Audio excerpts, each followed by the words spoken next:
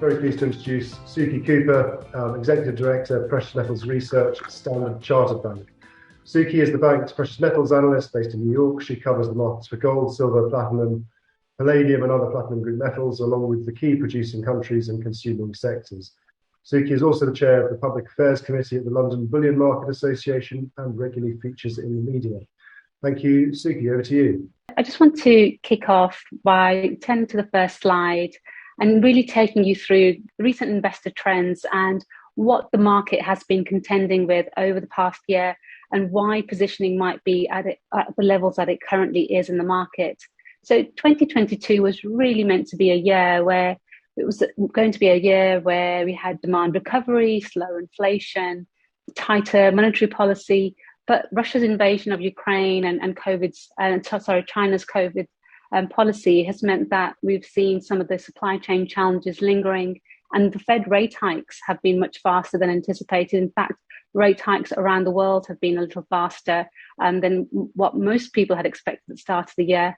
So now we're in an environment where recession risks are rising, certainly across the US and Europe, and that has consequences for global growth, certainly later this year and into 2023. Cost pressures have risen following Russia's invasion, and supply disruptions have failed to ease significantly. So high inflation is really weighing on households, businesses, and yet in many economies, the pandemic-related build-up of government debt limits the scope for fiscal support, and that can offset the spiraling energy bills that we might face. So this chart here shows you the price performance across the commodities complex last year and this year. So the x-axis shows you the price performance for 2021, and the y-axis shows the performance the x-axis shows the performance for 2022, and the y-axis shows the performance for 2021. So the upper quadrant shows you that the outperformance last year and this year have really been in the energy sector, and notably European gas and UK gas. So European gas remains the focus for most investors at the moment, and it's a key market concern, especially across the energy sector, but it has implications for metals as well. 6 months after Russia's invasion of Ukraine, Europe has taken extraordinary steps towards phasing out gas imports from Russia. But that said, the pivot away from Russia gas has had significant price effects. And we think any further disruptions remaining to Russian gas flows would likely still cause wild price fluctuations and volatility. But if we see the metals, they're more focused towards the middle of the cross, where we see the price action between 2021 and 2022, and the lower quadrant is where we see the PGMs. So the price action was lower last year and lower in 2022 so far. So that's the lower left quadrant. So where does that leave the PGMs? Does this mean that there's limited upside risk? Does it mean limited opportunity? We don't think so. We think, in fact, across the precious metals, we're more likely to see upside risk in platinum and palladium rather than gold and silver over the next year. And I'll take you through what we think those dynamics are and why we think that's going to be the case. This really sets the scene for the precious metals complex. We can see that for the year to date so far, platinum is down about 12%. Palladium is up 7%, rhodium's down 1%, but this compares to gold, which is down 6% for the year to date, and silver is down 21%. Platinum prices are trading just above $850 per ounce, but during the sharp sell-off that we saw during the pandemic and in March of 2020, which impacted all asset classes, we saw that it really impacted asset classes that were ripe for profit taking. So platinum was perhaps one of those that suffered, and prices dipped below $600 per ounce, back to levels that we last saw in 2002. But in CNY terms, prices have been hovering around 200 renminbi per gram, and it has set, during the pandemic, it set all-time lows. Palladium prices, in contrast, are trading just above $2,000 per ounce, but they also dipped below $1,500 per ounce back in March, although they had tested an all-time high above $3,000 per ounce. So we've seen some extraordinary volatility across both platinum and palladium, and that normally creates market opportunities for investors. But the second half of this year is really shaping up to be a half year where we could see more downside risks. rather than the cautious optimism that we had anticipated at the start of the year. But we think that the bulk of the downside risk has already been priced in, and we think that the mounting macro risks do pose some additional pressure, but thereafter we're likely to see the fundamentals for each of the metals starting to come into play and providing a floor for the market. And we should start to see some upside risk materializing for platinum and palladium towards the end of this year and certainly into 2023. But we think the key risks to watch are going to be around the supply chain challenges and whether we see further demand downgrades and what the recession risks really start to look like. And for the PGMs in particular, some of the key factors to watch are going to be when we see that recovery in supply parts or chips, ETF outflows, whether we start to see them stabilizing, and the pace of substitution between platinum and palladium. The physical market's really going to be key in terms of setting the floor. This chart sets the PGMs in the context of the cost of production or the basket price that's achieved by the PGM producers, namely in South Africa. And we saw precious metals set fresh intra-year lows in July and June for palladium.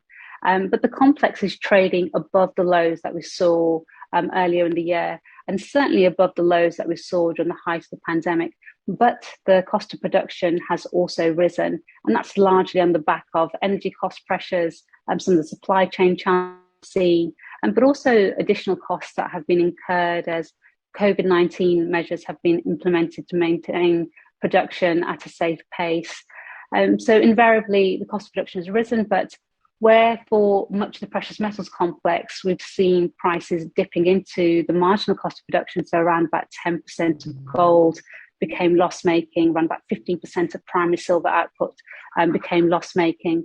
Really for the gold, for the PGMs, we saw a market where the entire curve had actually been in positive territory.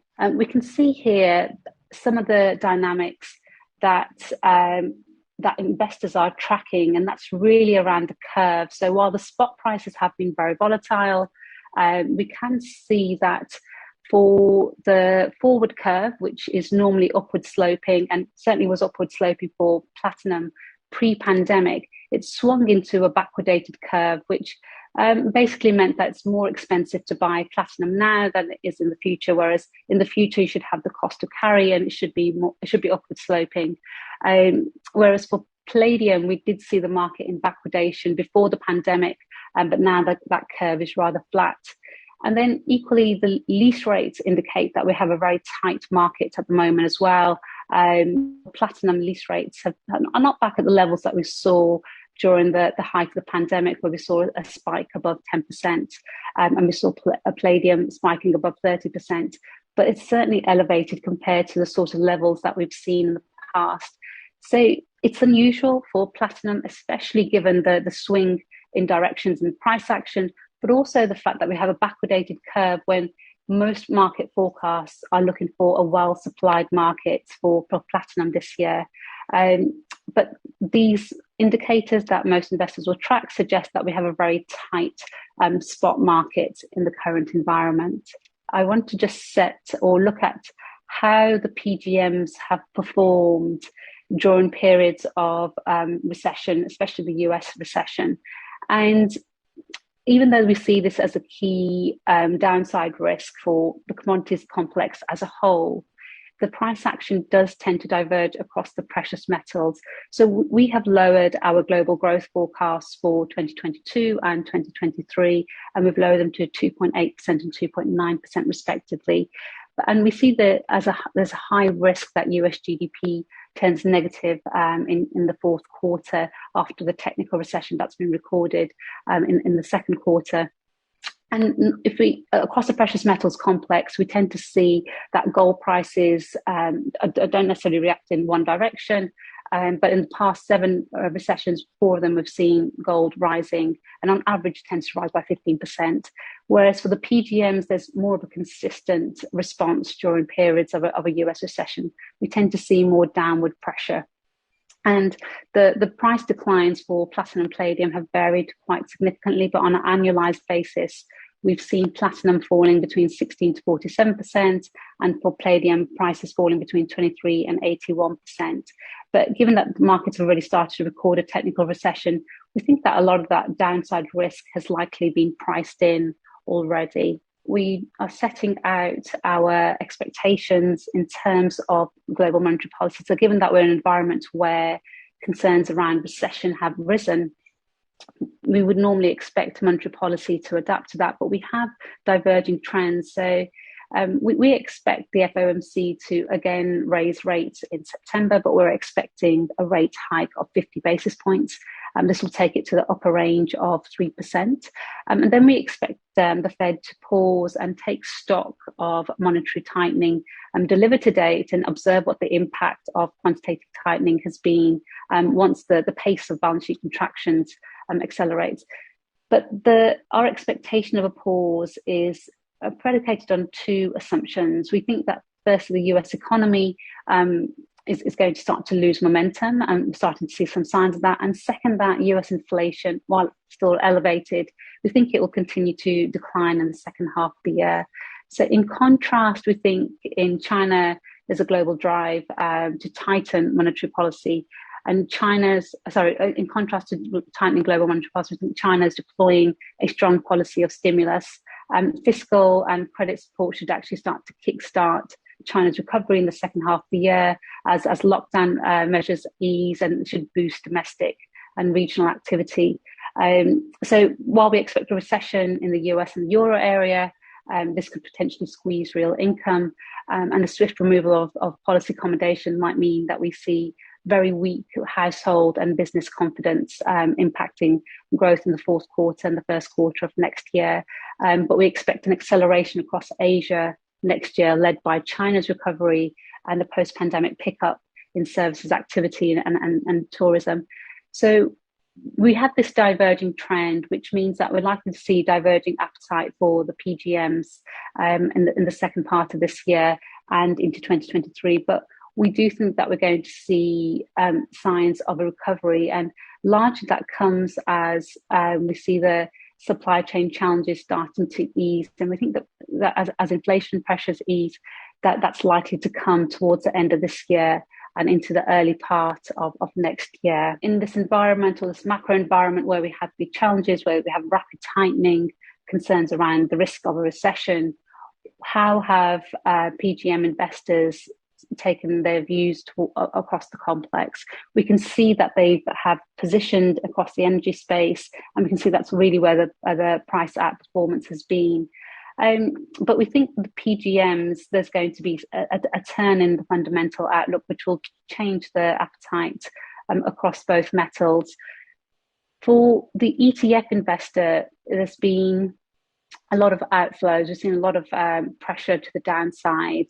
For palladium, the bulk of the outflows actually materialized through the course of, I'd say, around 2015 through to 2020. We saw over 2 million ounces being redeemed over that period. So there was already a realignment taking place in the palladium outlook, but also a need, or the ETFs are really a source of last resort for the markets, and industrial users were able to tap into that stock to be able to meet demand. So the ETF outflows aren't necessarily a negative sign for the market. It could also be a sign that that metal is very much needed, and its prices are at a sufficient level for investors to want to redeem their exposure. And while holdings stabilized through the pandemic, we started to see outflows again in 2022, and they're down around about 36,000 ounces.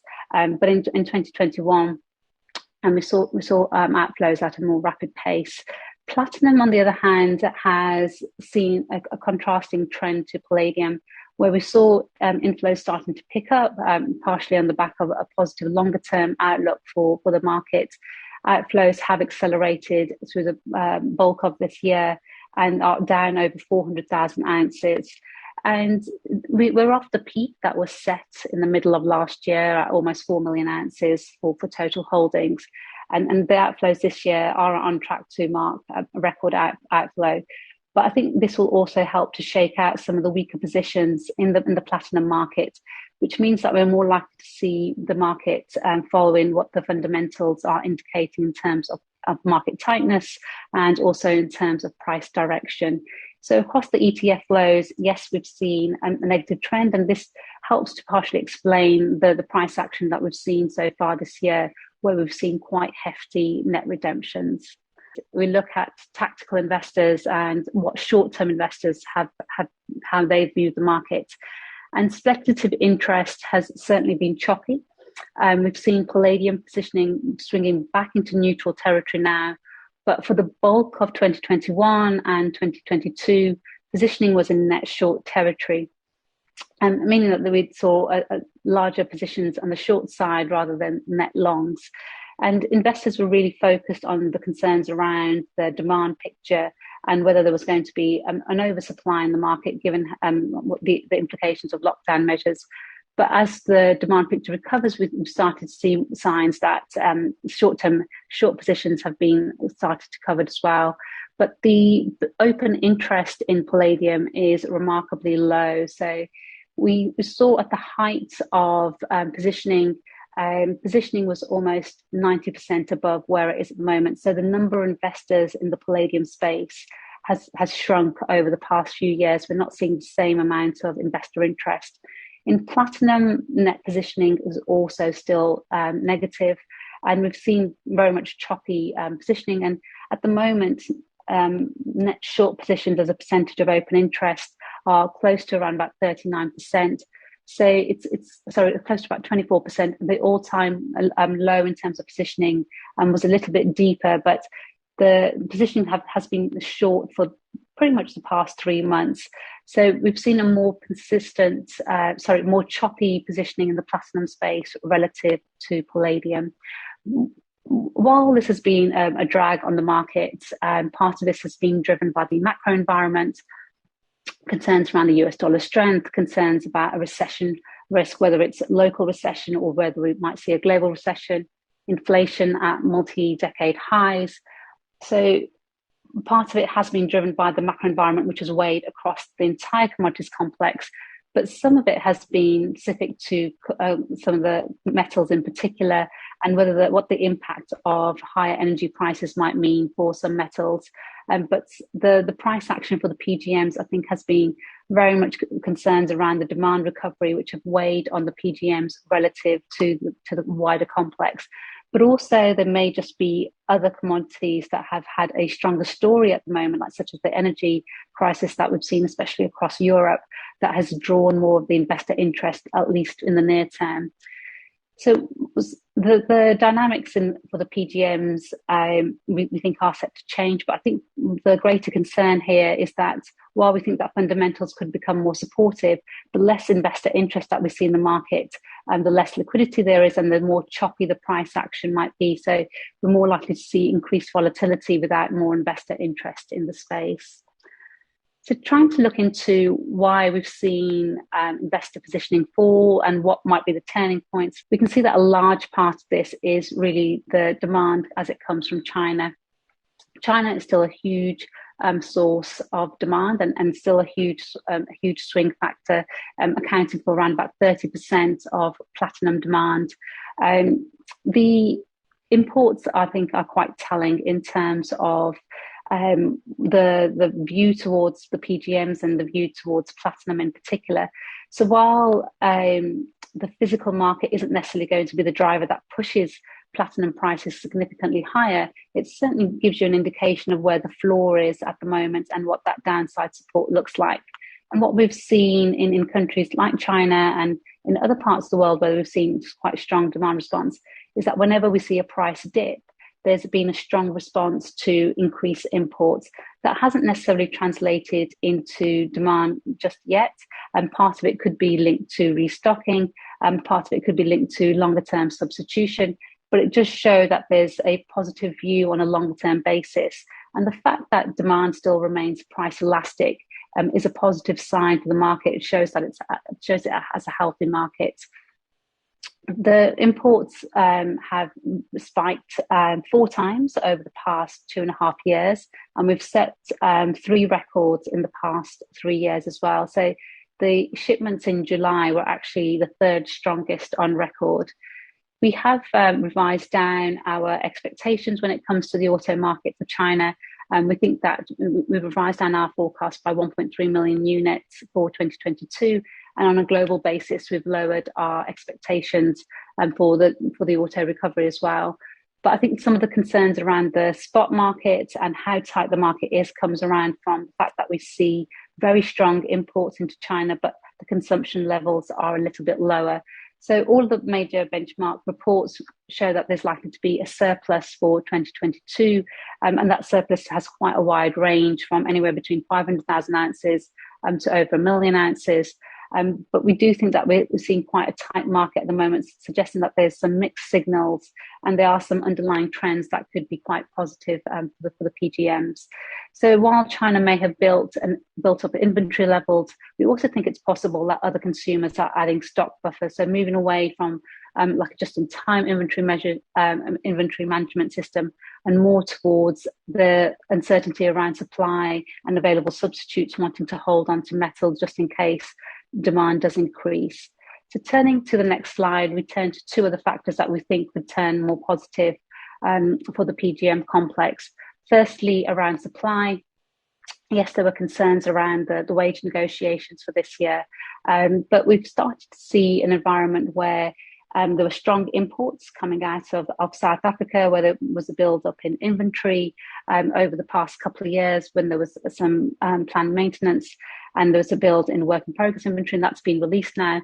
But the production numbers show that we're starting to see a slowdown, and we've seen production guidance being revised down across the major producers, suggesting that while there may have been a buffer on the supply side over the past 18 months or so, we're less likely to see that buffer materializing at the end of this year and into 2023. So supply, although it's in positive territory at the moment in terms of cash costs, we're not necessarily looking for a huge increase in supply, whether that's from Russia or whether that's from South Africa. We could see an uptick in supply from North America, but overall, we don't think that we're going to see this surge in output, which suggests that the market balance might become a little bit more balanced, at least for platinum. And on the auto side, we have revised down our auto production numbers to take into account the chip shortages that have persisted a little longer than we had anticipated. We're now estimating that we might start to see a turning point around chip shortages towards the end of this year. But we do think that with the tighter emission standards, with some of the switching between platinum and palladium, we're likely to see a recovery in demand, especially for platinum into next year. So these are some of the demand trends and supply trends that we think are going to start to become more positive for the PGMs at the margin. Then turning to the next slide shows our balances. And here we can see that we are forecasting a surplus again for 2022 and 2023 for the platinum market, mostly a balanced market for palladium and rhodium as well. But we think that that surplus is starting to fall quite quickly. And when we get to 2023, we're most likely going to be looking at a balanced market. And into 2024, 2025, we could start to see the market moving quite quickly into a deficit. So there are some longer term trends that we think are quite supportive for the market as well. But in terms of the balances, or one of the key concerns for investors at the moment in terms of oversupply, we think will start to erode. And once investors start to focus more so on the supply picture and in terms of what the demand picture looks like with the auto market recovering, we think we could start to see some of those short positions being covered, and that will start to lift a lot of the downward pressure on the market. This really shows how low prices are with platinum relative to palladium over the long-term basis, and how the balances have changed and how auto demand has changed over the past decade or so, past couple of decades. And we can see that there has been a divergence, but we think that that trend is going to start to switch as we start to see auto catalyst demand not necessarily rising substantially, but certainly stabilizing at more elevated levels. And even over the long term, we think that we're likely to see auto catalyst demand remaining relatively healthy. So in terms of the longer term picture, we think there's perhaps a couple of factors that investors are looking at, and they're looking at opportunities when to reestablish some of those long positions. And they're keeping an eye on one theme in particular, which is around substitution. And when we start to see in the data the switching between platinum and palladium becoming more substantial. So given the metal availability, given the changes in emission standards, we are likely to start to see the process or the switching between platinum and palladium starting to accelerate. And we think once that comes through in the data, we'll start to see some of that investor interest firming as well. And then the second theme, which I think is a real positive theme for the market, but which is likely to be a driver over the longer term and not the near term, is around the hydrogen economy.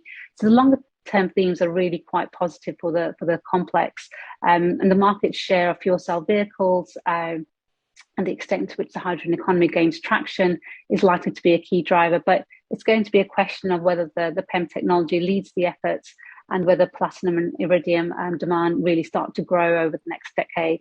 But I think one of the concerns has been that there's been a growing consensus that we're going to see a huge build in battery electric vehicles, and that's likely to dominate the market share of powertrains. But it's still really uncertain whether this trend will actually remain intact.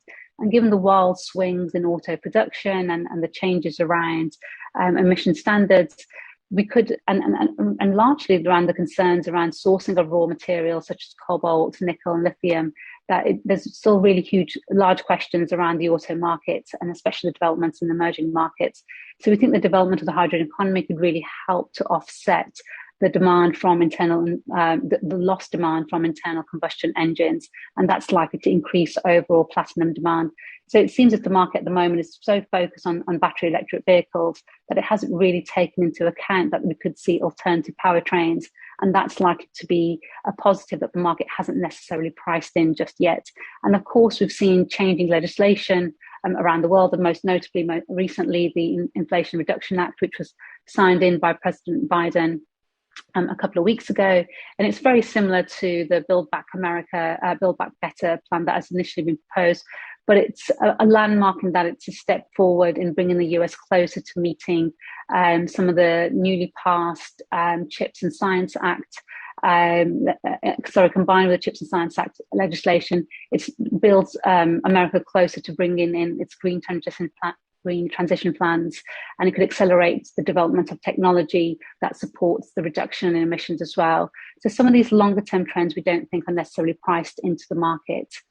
So turning to our last slide, we have a positive outlook, but we think it is dependent on the recovery of supply chain challenges, and that has really been a key feature of the pandemic related inflation. China's lockdowns, which have exacerbated the problem a little bit further. But we are seeing signs that some of the inflation pressures are starting to ease, some of the supply chain challenges are starting to ease.